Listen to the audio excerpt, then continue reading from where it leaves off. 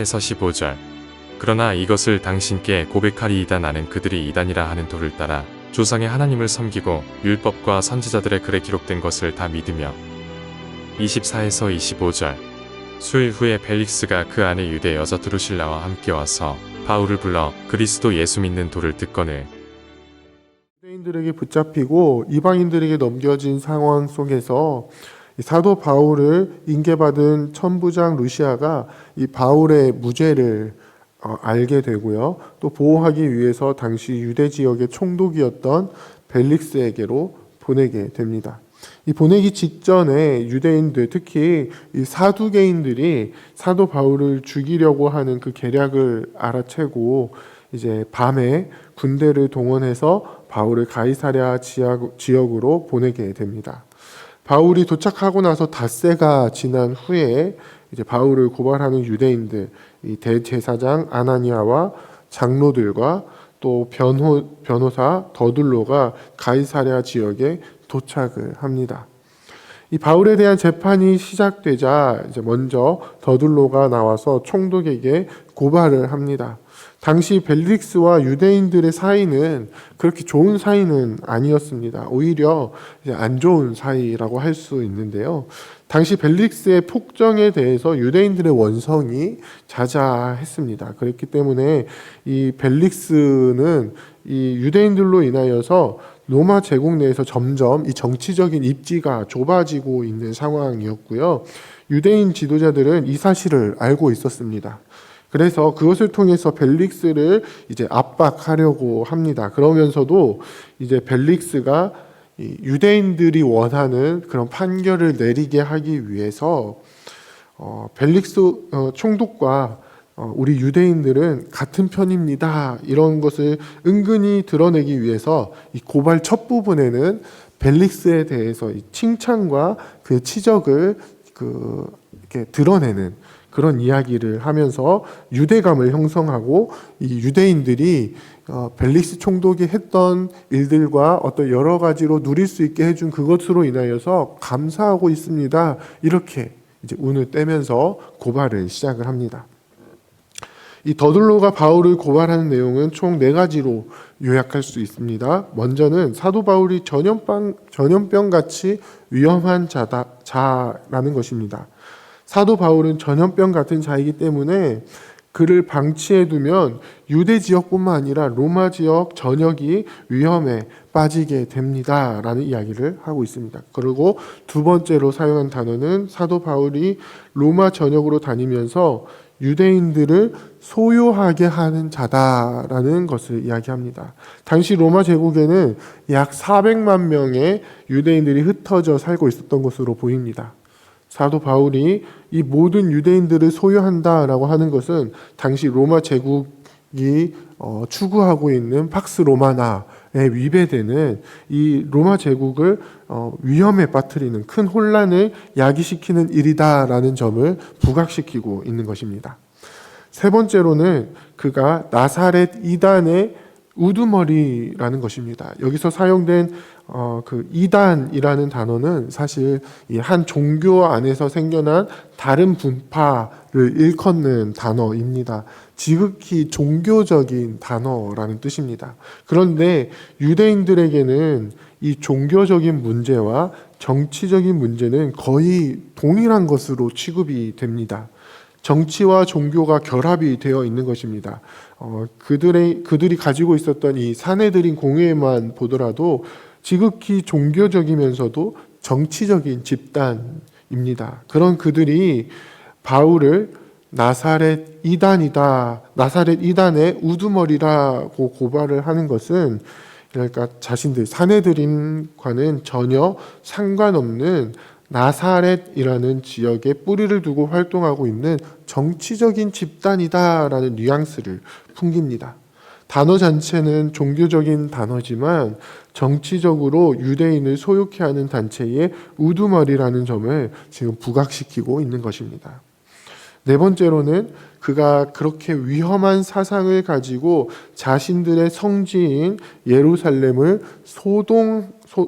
예루살렘에서 특히 성전 안에서 소동을 일으키다가 현행범으로 잡혔다라는 것입니다. 당시 유대인들에게 예루살렘은 굉장히 중요한 곳이었습니다. 동시에 로마 제국도 그것을 인정해서 유대인들의 성전은 유대인들의 법을 따라서 운영이 되었습니다. 유대인들의 자치권을 인정해줬기 때문에 사내들인 공의회도 이 성전을 중심으로 활동을 합니다. 그런데 자신들과는 전혀 상관도 없고 오히려 적대적인 관계에 있는 로마 제국이 인정한 이 유대인들의 율법을 따르지 않는 자가 성전으로 들어와서 성소를 더럽히고 그리고 소동을 일으켰다. 그리고 그것을 현장에서 붙잡아 와서 지금 고발을 하고 있다라는 것을 이야기하고 있는 것입니다. 이 네 번째가 조금 결정적인 고소였는데요. 예나 지금이나 현행범으로 잡힌 사람은요, 이제 곧바로 재판에 넘겨져서 신문을 받게 되고요. 이 현행범이라는 것 자체가 특별한 증거를 요구하지 않고 즉결 심판의 대상이 됩니다. 이 더둘로는 이 네 번째를 끝으로 벨릭스가 사도 바울이 신문하도록 유도를 하고 있습니다. 실제로 예루살렘 성전에서 큰 소동이 일어났고 그 상황에서 사도 바울이 잡혀왔기 때문에 이 벨릭스가 사도 바울에 대해서 충분히 유대인이 원하는 판결을 내릴 수 있을 것이다 라고 생각을 한 것 같습니다. 이미 벨릭스가 스스로 선지자라고 자처하는 선지자라고 자처하면서 소동을 일으켰던 자를 이 정치범으로 몰아서 처형한 사례가 있었기 때문에 더더욱 이 더둘로는 자신을 했던 것으로 보입니다. 그런데 이 재판은 이 바울이 예루살렘에서 대제사장에게 받았던 재판하고는 조금 다른 양상으로 흘러가게 됩니다. 먼저는 예루살렘에서는 마치 목소리가 큰 사람이 이기는 것처럼 모든 유대인들의 지지를 받으면서 바울의 이야기를 듣지 않고 대제사장이 원하는 대로 판결하면 그만인 그런 재판을 했었습니다. 정말로 그 불공평한 정의롭지 못했던 재판이 이루어졌었는데요. 그나마 로마 군대의 천부장인 루시아의 도움이 있었기 때문에 사도 바울이 벨릭스 총독에게까지 올 수 있었던 것입니다. 반면에 지금 바울이 총독 앞에서 받고 있는 이 재판은 물론 이제 벨릭스가 유대인의 심기를 거스를 수 없는 몇 가지 이유들이 있기는 하지만 유대인들이 원하는 대로 흘러가지는 않고 공정하게 이루어지는 것을 볼 수 있습니다. 벨릭스는 바울을 직접 신문하기 위해서 바울에게 자신을 변호할 수 있는 기회를 지금 주고 있는 것입니다. 자신을 변호할 기회를 얻은 바울은 더둘로가 처음 시작을 할 때 이 벨릭스에 대한 칭찬 일색으로 시작했던 것과는 달리 이 벨릭스의 권한, 그러니까 재판권을 가지고 있는 사람에게 자신에 대해서 변호한다라는 것을 분명히 밝히면서 이야기를 시작합니다. 사도 바울 역시 자신의 변호를 네 가지 측면에서 이야기를 하고 있는데요. 먼저는 자신은 예루살렘에 온 지 얼마 안 됐다라는 부분을 언급합니다. 유대인들은 사도 바울이 작정하고 유대인들을 충동질하고 소동을 일으켰다라고 고발을 하고 있는데요. 사도 바울 자신은 예루살렘에 와서 그런 것들을 준비할 만한 시간적인 여유가 없었다라는 것을 이야기하고 있습니다. 두 번째로는 사도 바울이 예루살렘 성전에 있었던 것은 서원 드린 자들과 함께 결례를 행하기 위함이지 소동을 일으키기 위함이 아니다라는 것을 이야기합니다. 사도 바울은 성전에 들어가서 누구와 변론을 한 적이 없으며 오히려 율법에서 정한 대로 예물을 드리고 기한이 차기까지 이 모든 과정에 참여하면서 기다리고 있었던 것입니다. 유대인들이 이야기하는 것처럼 성전을 더럽히고 종교적인 무리를 일으킨 것이 아니었습니다. 세 번째로 사도 바울은 유대인들이 자신을 이단이라고 고발을 하지만 그 이단의 도를 따라서 어떤 종교적인 무리를 일으키는 것이 아니라 그들처럼 그들의 조상의 하나님을 섬기며 모든 율법과 선지자의 글에 기록된 것을 다 믿는다라는 것을 천명합니다. 즉 이것은 지금 유대인들과 바울 사이에 일어난 이 사건은 정치적인 사건이 아니라 지극히 종교적인 분쟁이라는 것을 밝히고 있는 것입니다. 이것은 이제 유대인과 로마 사람들이 가지고 있었던 종교와 정치에 대한 다른 관점 때문에 이야기를 하는 것인데요. 앞서 말씀드린 것처럼 유대인들은 정치와 종교를 동일시했습니다. 하지만 로마 사람들은 정치와 종교를 철저하게 분리시켰습니다. 그렇기 때문에 유대인들이 종교적인 것을 가지고 정치범으로 고발하는 것은 사실 먹히지 않는 이야기였습니다. 마지막으로 사도 바울은 하나님께 향한 소망, 즉 의인과 악인의 부활이 있다는 것을 이야기합니다. 사실 이것이 예루살렘 성전에서 유대인들이 바울을 잡고자 하는 그 소동이 일어나게 된 도화선이 되었습니다. 사두개인과 바리새인들 사이에서 부활에 관한 이야기를 했기 때문에 이 사두개인들이 눈에 불을 켜고 사도 바울을 잡으려고 했던 것입니다. 마찬가지로 이것은 유대교 안에서 일어난 종교적인 분쟁인데 사실 부활을 믿는 바리새인들은 이단으로 정죄되지 않는데 똑같이 부활을 이야기하는 바울은 이단으로 정죄되고 있음을 보여주고 있습니다.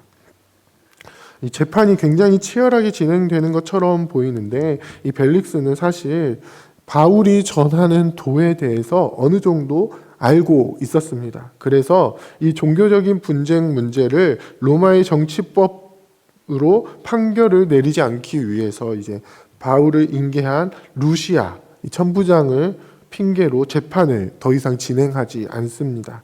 물론 이 벨릭스 입장에서는 유대인들의 눈치도 보아야 하기 때문에 바울을 그냥 바로 자유롭게 풀어주는 것이 아니라 이제 가택 연금을 하죠. 물론 이제 어느 정도의 자유는 보장이 되지만 그럼에도 이 로마 그 총독의 그 감시하에 있도록 이 그 감옥에 가두는 결정을 내립니다. 그러면서 이제 말로는 천부장이 와가지고 천부장이 와서 처결을 하겠다라고 이야기를 했는데 그 기간이 2년이라는 시간을 보내게 됩니다. 사도 바울의 이 재판 과정을 보고 있으면요, 사실 바울에게 계속적으로 불리한 상황이 펼쳐지는 것처럼 보입니다. 하지만 이 모든 과정은 사실 이미 예수님을 통해서 예언된 장면이기도 합니다. 예수님께서는 마태복음 10장과 마가복음 13장을 통해서 이방인들에게 증거하기 위해서 총독들과 임금들 앞에 설 것이다 라고 이미 말씀하셨습니다. 사도 바울의 이러한 재판들은 예수님의 말씀이 성취된 것이다 라고 볼 수 있습니다. 물론 예수님을 믿는 모든 사람들이 다 총독 앞에 서고 임금 앞에 서게 되는 것은 아닙니다. 하지만 총독들과 임금에게 복음이 전해진다는 것은 그들의 다스림을 받는 백성들에게도 동일하게 복음이 전해진다는 것을 의미합니다. 예수님께서 사도 바울을 부르시고 이방인에게 보내시면서 예루살렘과 로마에서 나에 대해 증언하여 하리라고 말씀하신 것은 사도 바울의 이 증언하는 사역을 통하여서 이 복음이 로마 제국 안으로 어떻게 침투해 들어갈 것인가를 이제 보여주시는 그러한 그 비전이 된다는 것입니다. 사람의 계획대로 진행되는 것은 아니기 때문에 언뜻 보면은 이게 맞나? 사랑하는 부평교회 성도 여러분, 우리가 예수 그리스도의 부활을 경험하고 또 그 놀라운 은혜 안에 거하며 부활의 능력으로 살아가리라 결단하며 나아가지만 우리가 처하는 상황, 우리가 맞닥뜨리게 되는 그 형편은 전혀 그렇지 않을 때가 있습니다. 어제 예배를 통해서 이 목사님을 통해서 또 말씀을 들었지만, 우리가 기름 부음을 받고 하나님의 임재를 경험하고 하나님의 함께 하심을 알게 되어 부활의 능력으로 살아가리라 결단한다 하더라도 우리의 삶이 드라마틱하게 바뀌지 않는다라는 것입니다. 오히려 세상의 권세는 이 복음을 대적하는 대적들은 우리를 더 위협하며 우리를 더 넘어뜨리려 할 것입니다. 더 이상 복음이 전파되지 못하도록 하기 위해 이 죽음의 권세를 가지고 우리를 위협할 것입니다. 그럴 때 우리는 어떻게 해야 하겠습니까? 우리에게 복음을 주시고 복음의 능력으로 살아가게 하시고 또 복음을 전하는 그 사명을 주신 우리 주님을 온전히 신뢰하는 우리가 되기를 원합니다. 사도 바울은 자신이 총독 앞에 섰을 때에 자신이 가지고 있는 이 복음으로 인한 소망을 분명하게 밝힙니다. 어떤 소망이었죠? 하나님을 향한 소망, 바로 이 의인과 악인이 부활한다라는 것입니다. 그것이 사도 바울에게 소망이었고 전파해야 할 그 복음의 내용이었습니다. 바울은 그것을 온전히 붙들고 있었고, 그렇게 할 때에 이 복음을 전할 수 있는 기회를 사람이 생각하지 못하는 상황 속에서 계속해서 얻게 되는 것입니다. 2년간 구금되어 있는 상황에서도 벨릭스는 상당히 자주 이 바울을 찾아갔습니다. 그리고 바울에게 계속적으로 복음을 들었습니다. 의와 절제와 심판에 대한 설교를 듣고 두려운 마음을 갖기도 했습니다. 물론 이 벨릭스가 결국 어떻게 되었는지에 대해서 누가는 더 이상 기록하고 있지는 않지만, 사도 바울이 전했던 복음은 벨릭스에게 분명 심겨졌다라는 것은 보여주고 있습니다. 우리가 주님을 온전히 신뢰하며 나아간다면, 우리에게 보여주신 비전을 온전히 품고 나아간다면 주님께서는 결국 그 비전을 이루시는 방향으로 우리를 이끌어 주실 것입니다. 우리에게 주신 이 복음을 다른 이에게 전할 수 있는 상황과 지혜를 허락해 주실 것입니다. 우리를 통해서 하나님의 복음이 전파되고 그 나라가 세워지게 되는 일들을 이루어 가실 것입니다. 물론 그것이 당장 우리 눈에 보이지 않을 수도 있습니다. 계속해서 어려운 상황에 처해지고 또 핍박을 받는 상황에 처해질 수도 있습니다. 하지만 그럼에도 불구하고 낙심하지 않고 끝까지 참으며 주님을 바라보게 된다면 어떻게 됩니까? 이 사도 바울은 갈라디아서를 통해서 이렇게 말씀합니다. 선을 행하되 낙심하지 말지니 포기하지 않으면 때가 이름에 거두리라. 주님께서 보여주시는 그 날을 향해서 끝까지 포기하지 않고 주님을 바라보며 나아가는 우리가 되기를 원합니다. 우리를 대적하는 세력이 커 보이고 강해 보여도 주눅들지 않고 담대하게 나아가는 우리가 되기를 원합니다. 우리에게 맡겨주신 이 복음의 사명을 끝까지 감당하는, 그래서 주님 주시는 그 상급을 다 받게 되시는 저와 여러분들이 다 되시기를 주님의 이름으로 부탁드립니다. 함께 기도하겠습니다. 이제 오늘 받은 말씀으로 함께 기도하겠습니다. 우리의 삶을 통해 우리가 가진 부활의 소망이 드러날 수 있도록 우리를 붙들어 주옵소서. 세상에서 복음을 증거해야 하는 상황이 올 때 지치 않고 두려움 없이 증언할 수 있는 믿음의 담대함을 주옵소서.